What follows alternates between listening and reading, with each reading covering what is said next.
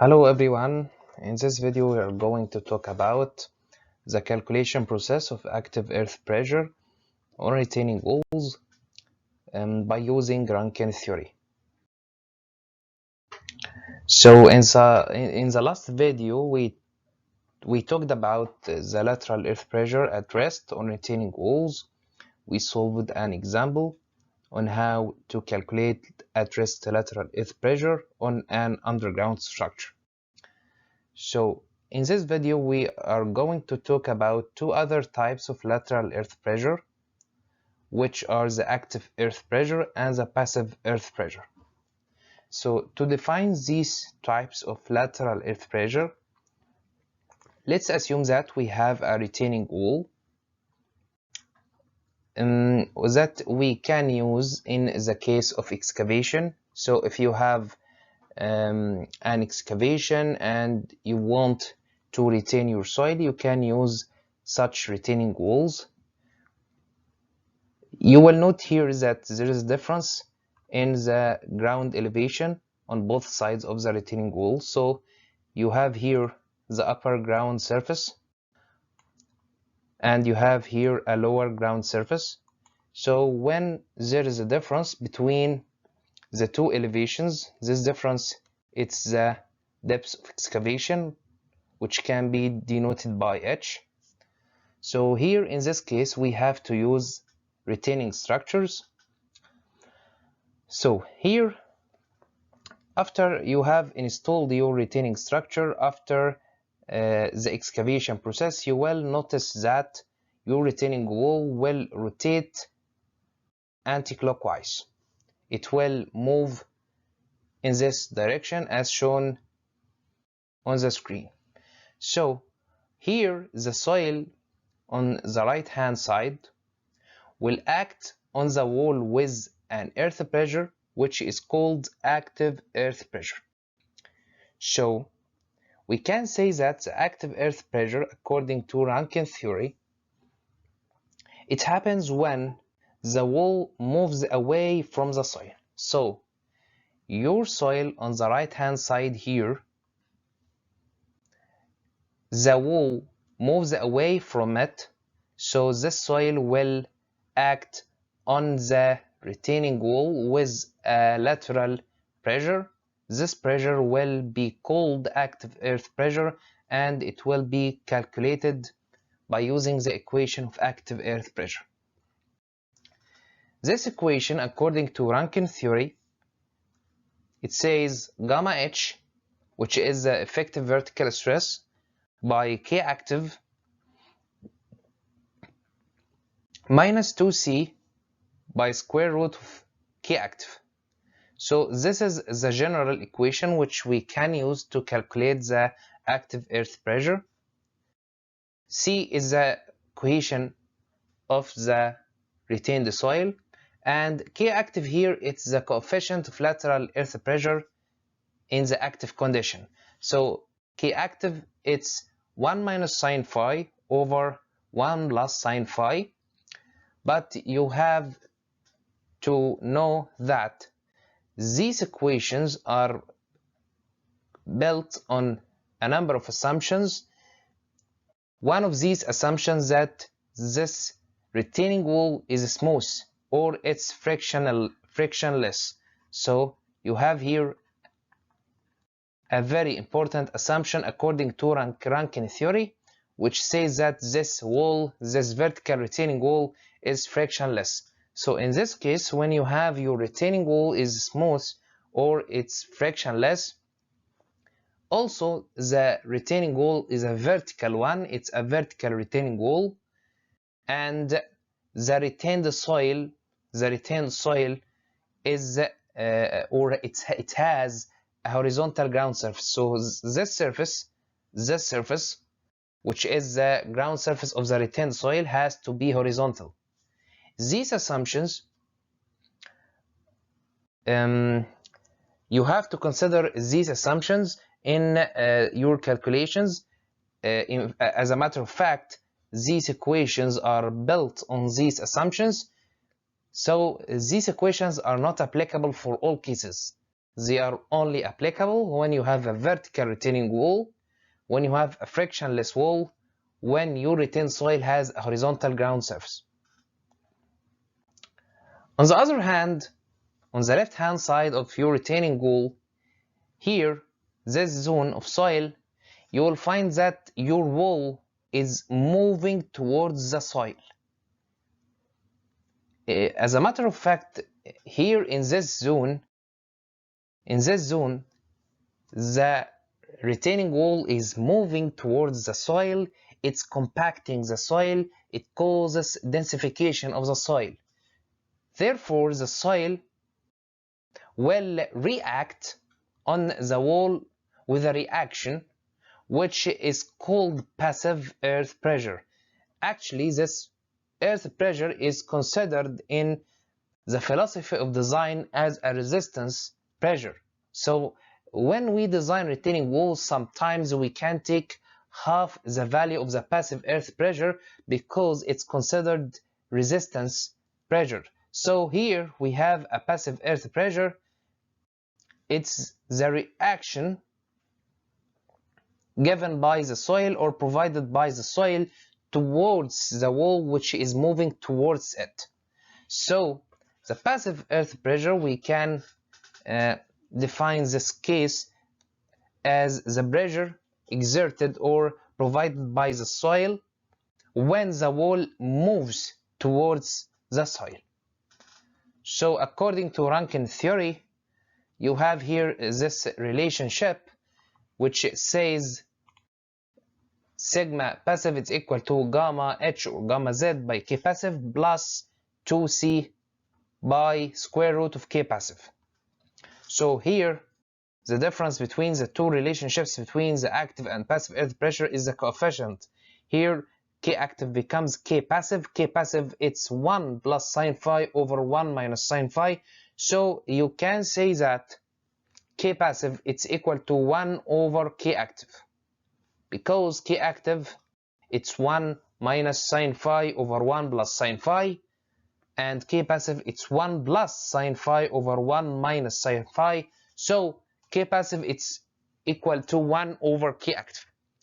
So if we assume that we have a sand soil with an internal friction angle phi of 30 degrees, you will find that you have KO at rest earth pressure coefficient 1 minus sine phi. It will be equal to half. While K active, which is equal to 1 minus sine phi over 1 plus sine phi, you will find that this value will be third.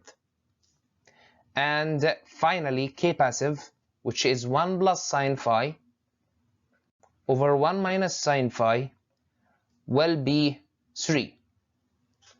So here you will observe that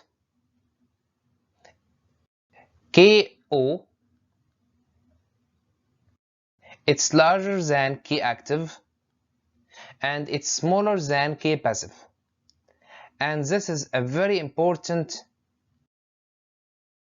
information, or a piece of information. It's a very important comment you have to consider while designing retaining walls. That basically you have KO, which is the at rest earth pressure coefficient, is greater than the active earth pressure coefficient and is lower than the passive earth pressure coefficient.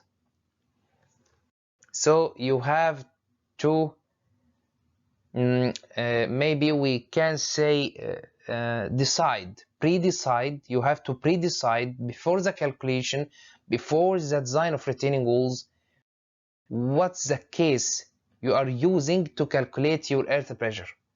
Will you use the equation of the active earth pressure?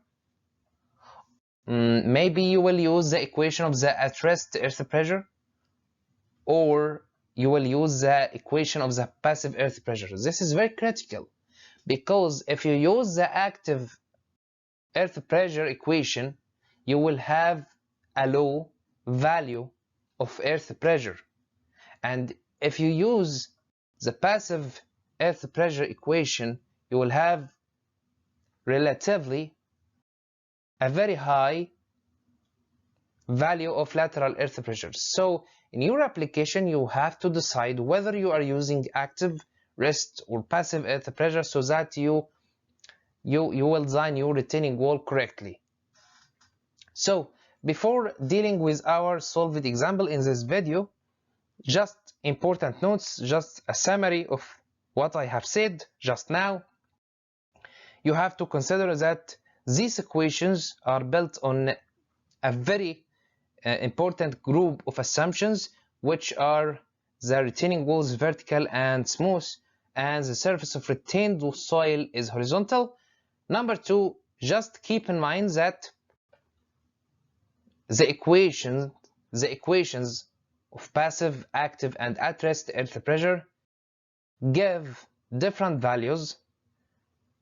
And of course, as I have just said, K passive is greater than KO is greater than K active.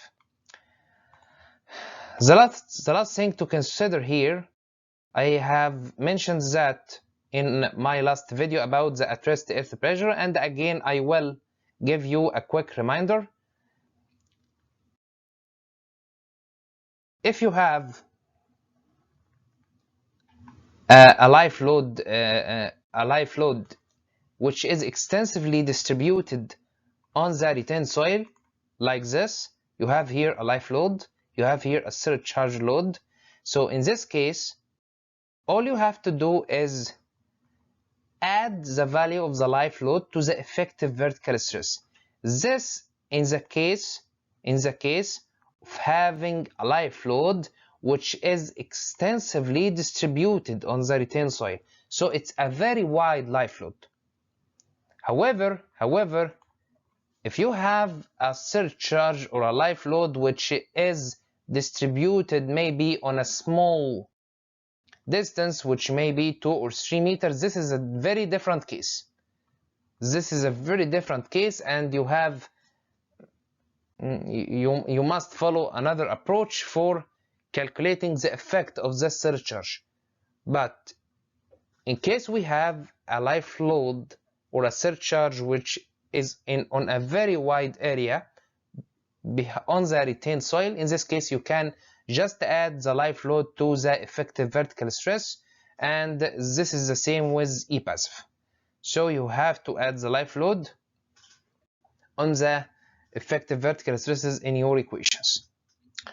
So in the last video I mentioned a fact, I will re-mention it in this video. In front of your screen right now you have 3 problems. Figure number 1, this is a problem. Figure number 2, this is another problem. Figure number 3, this is our last problem. So for all the following figures, you are required to plot the active earth pressure distributions on the retaining walls and calculate the resultant force on the retaining wall as well as its point of application.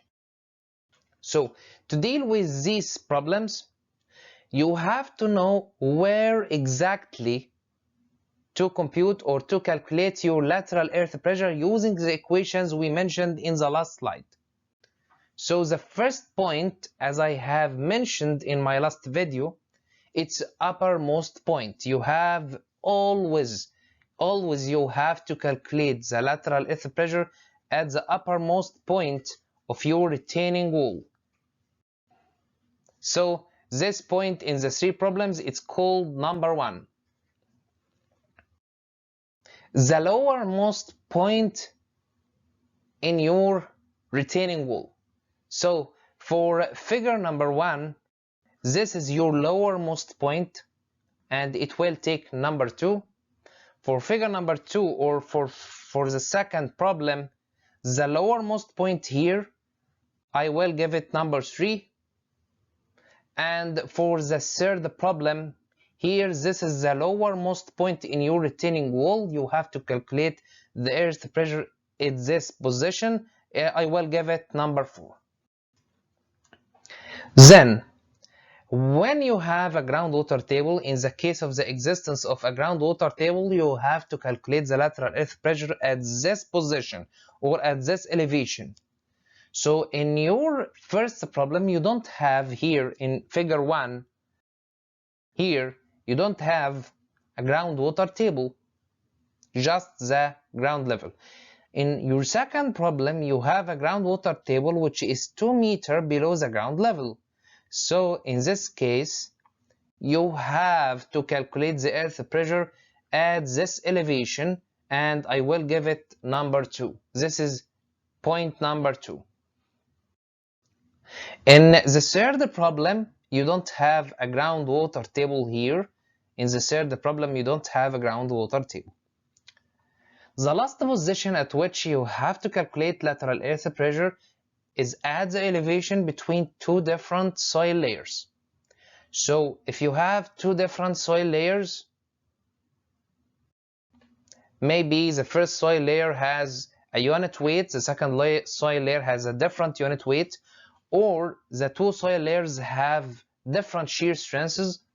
So in this case, for example, in the third problem, you have the top soil layer.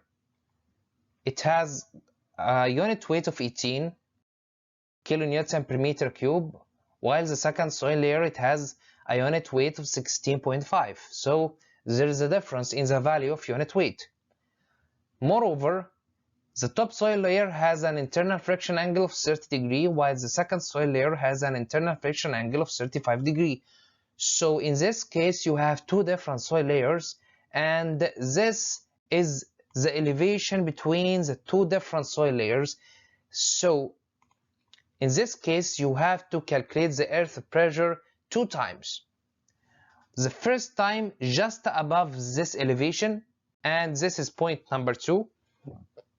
It will be controlled by the properties of the upper soil layer. And point number 3 will be just below this elevation, and it will be controlled by the properties of the bottom soil layer.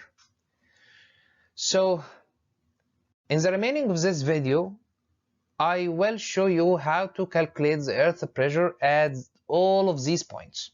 So in figure number 1, we have 2 points, point number 1 and point number 2. In figure number 2, we have 3 points. In figure number 3, we have 4 points, and after calculating the earth pressure, we will convert these stresses into forces, calculate the resultant force, and finally calculate the moment around the base of the retaining wall, and of course the point of application of the resultant force. So for figure number 1, as we have just said, we have 2 points which are the uppermost point of your retaining wall and the lowermost point of your retaining wall. And by the way, this is the active earth pressure on your retaining wall. It will be 0 at point 1 and it will be 30 at point 2. So how to calculate these values? First of all, you have to calculate your coefficient, which is K active, 1 minus sine phi over 1 plus sine phi. So if you have a phi of 30 degrees, then K active will be third. So the general equation says E or sigma, it's gamma h by K active minus 2C by square root of K active. In this problem, you don't have C, you don't have cohesion, it's only phi. So always you will find that this term is equal to 0. So your equation is just gamma h by K active. So at point number 1, you have h is equal to 0 because you are at the ground surface, so the earth pressure is equal to 0. At point number 2, gamma h, which is simply it's the own weight of the soil above this point. So it's gamma h, gamma which is 18 kilonewton per meter cube by the height which is 5 meters. So 18 by 5, this is your effective vertical stress by K active, which is third. This will give you 30 kilonewton per meter square. So this triangle is your active earth pressure distribution or on your retaining wall. So now, if you want to convert this stress into a force, knowing that you will consider 1 meter strip of your retaining wall. So this is a plane strain condition. This retaining wall is very long in the out of plane. Perpendicular to your screen, the retaining wall is very long. So I will just take 1 meter strip, and this 1 meter strip will be under investigation. So in this case, if you want to convert your stress into a force, you just have to calculate the area of this triangle. So F active, it's equal to the area of this triangle, which is half the base by height. So it's half. The base of the triangle is 30 and the height is 5 meters. So you will have an active force of 75 kilonewton for each meter run of the retaining wall. So if you would like to calculate the moment around the base of your retaining wall, you of course know that this force will have an arm here. This arm is third the height of the triangle, so the moment will be 75. The force by the arm, as the arm is third the height of the triangle, the moment will be 125 kilonewton meter. This is our first problem. It's a very easy one. Let's move into figure number 2, the second problem. So for the second problem here, we know that we have 3 points because we have a groundwater table 2 meters below the ground level. And of course, we know that the C is equal to 0, so the active earth pressure is equal to gamma H by K active. So at point number 1, as usual, since we don't have life load, the earth pressure will be equal to 0 because you are at the ground level. H is equal to 0. At point number 2, if you want to calculate the effective vertical stress, gamma H, above this point, it will be gamma H. H is equal to 2 meters by gamma, which is 18. So 18 by 2 by K active, which is third, it will be 12 kilonewton per meter square. The third point and the final point, you have to calculate the earth pressure at this point by considering an effective vertical stress. So it will be divided to 2 parts. This part above groundwater table will be calculated using gamma saturated, and this part below the groundwater table will be calculated using gamma submerged. So it's 18 by 2 plus gamma submerged, which is 8 by the height or by the corresponding height, which is 3. So the effective vertical stress, this is your effective vertical stress, 18 by 2 plus 8 by 3, will be multiplied by K active, which is third, and this is equal to 20 kilonewton per meter square. So after calculating the values of your lateral earth pressure in your problem, you have to plot the distribution on your retaining wall. It will look like this. At the ground level, you have an earth pressure of 0. Then at 2 meters below the ground level, you have an earth pressure of 12 kilonewton per meter square at point 2. And finally, at point 3, you have an earth pressure of 20 kilonewton per meter square. Don't forget, please, don't forget to take the effect of the water pressure. You have a groundwater table, so that you have a water pressure, a horizontal water pressure on your retaining wall. It will be gamma water by H water, which is 10 by 3, the depth of the or the distance between the lowermost point of your retaining wall, or the distance between the base of your retaining wall and the groundwater table. This is 3 meter. So it's 3 by 10, 30 kilonewton per meter square, and it will be a triangle like this. At the groundwater table, you have a water pressure of 0, and at the base of the retaining wall, you have a water pressure of 30 kilopascal. So for figure number 2, if you would like to calculate the moment at the base, if you would like to convert the stresses into forces and determine the point of application of the resultant force, first of all, why don't we just do the summation of the lateral earth pressure due to the soil effect and the water pressure? So I want to do a summation process for these two diagrams. The first diagram, which is this diagram, it represents the lateral earth pressure due to the soil effect, and this diagram, it's the water pressure due to the water effect. So if I want to add the two diagrams, at point number 1, it's 0 plus 0 will be 0. At point number 2, or 2 meters below the ground level, you have 12 plus 0, so this value is 12. And at the base of the retaining wall, this is 20 plus 30, so this value is 50. Now, after doing the summation of the two diagrams, we have this diagram, which is in blue. This diagram is the total lateral pressure on the retaining wall. We will use this final diagram to calculate the position or the point of application of the resultant force and the moment around the base.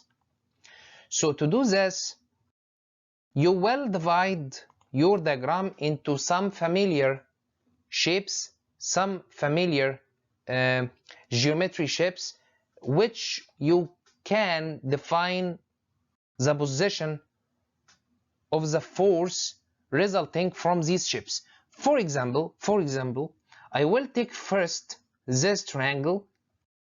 I will convert it to an equivalent force by calculating its area, and I already know that this force will act at the centroid of the triangle, which is at 1/3 of the height of the total triangle.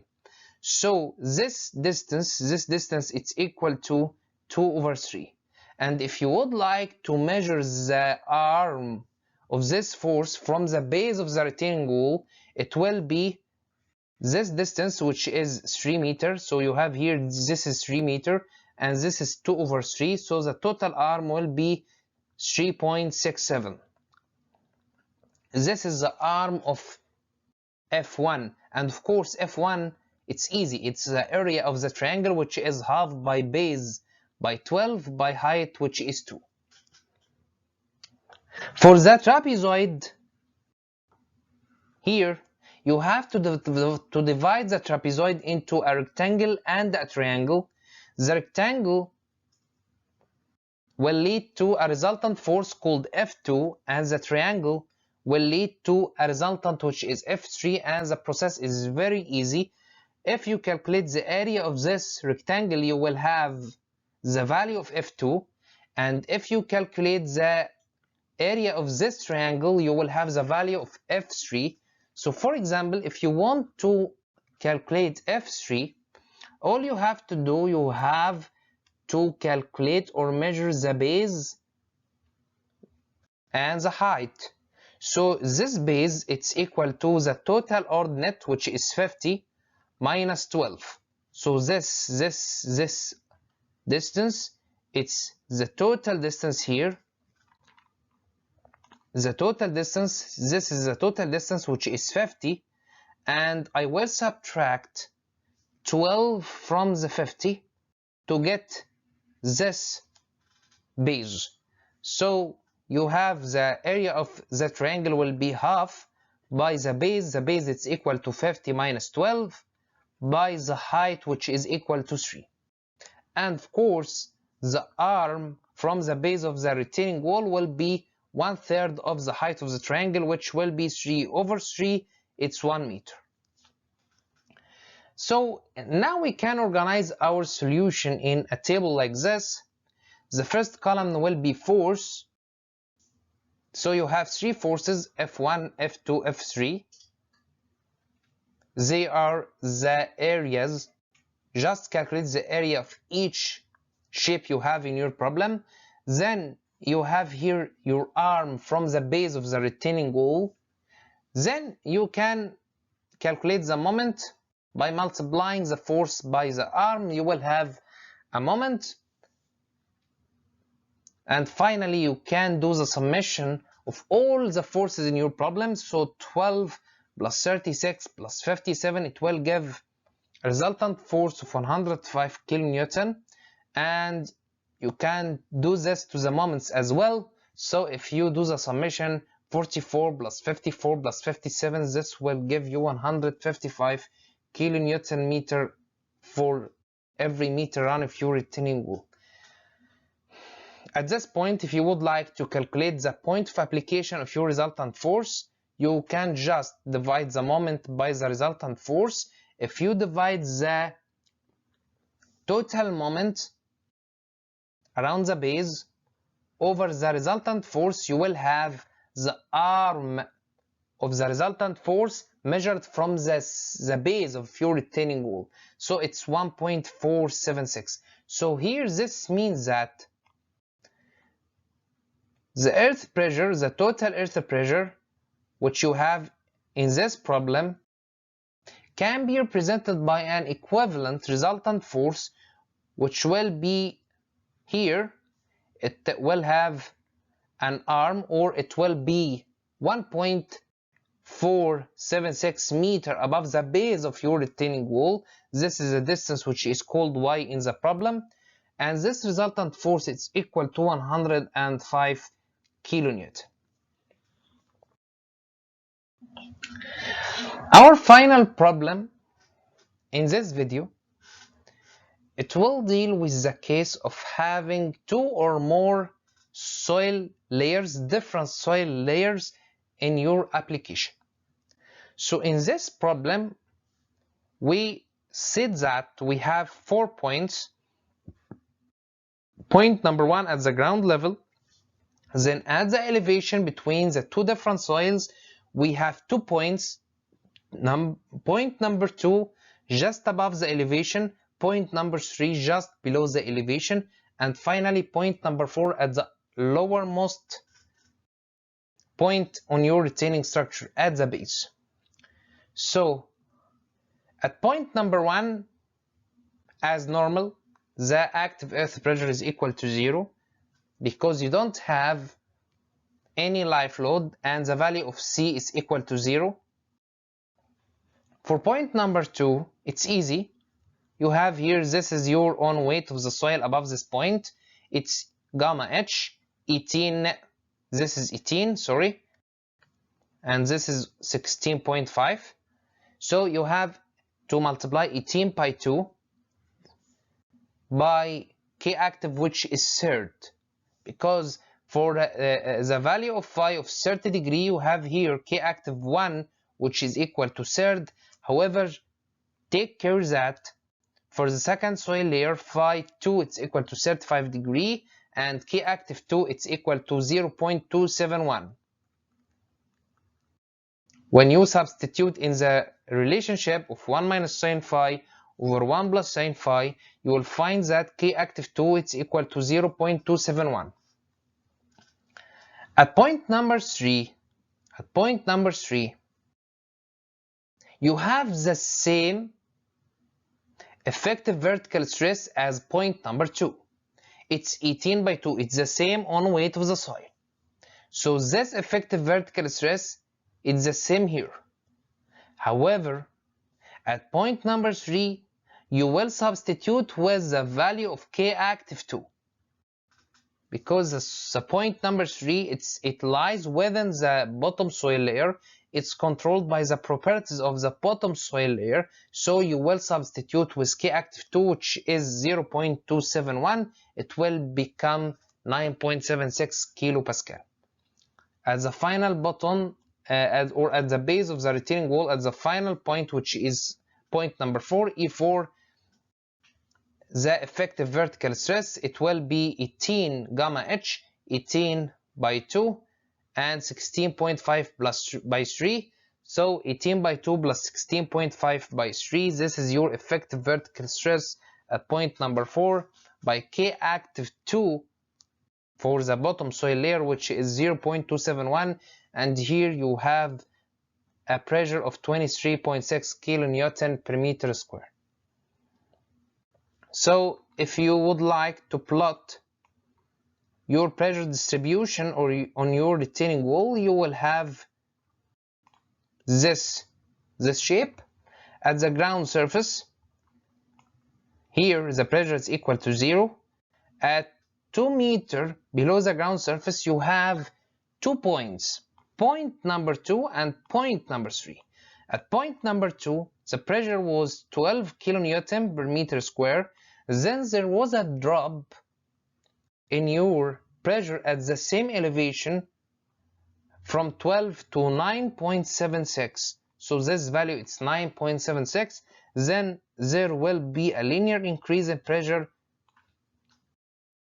with the depth until you reach the value of E4, which is 23.6 kilonewton per meter square. So this is your pressure distribution on your retaining wall, and you can do the same as we have just made, or as we have just done in this video. You will calculate the forces due to the action of stresses.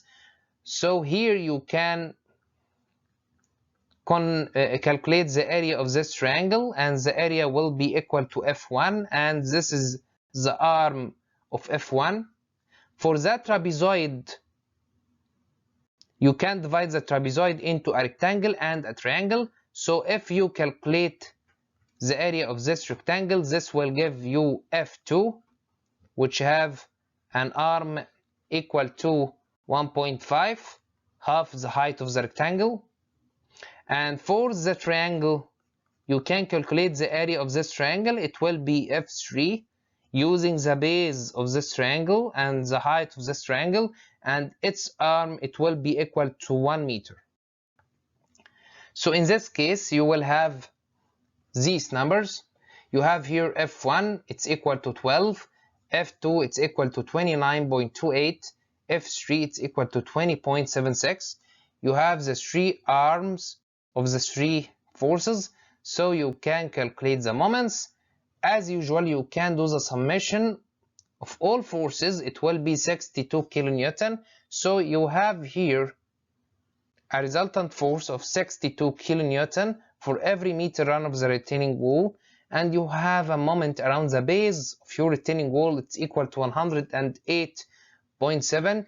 If you want to know the point of application of your resultant force, you can divide this moment by the resultant force. So the resultant moment divided by the resultant force will give you the point of application of your resultant force from the base of the retaining wall. So the resultant force will be somewhere here. It will be equal to 62 kilonewton, and the vertical distance between this force and the base of your retaining wall, it's equal to 1.753 meter.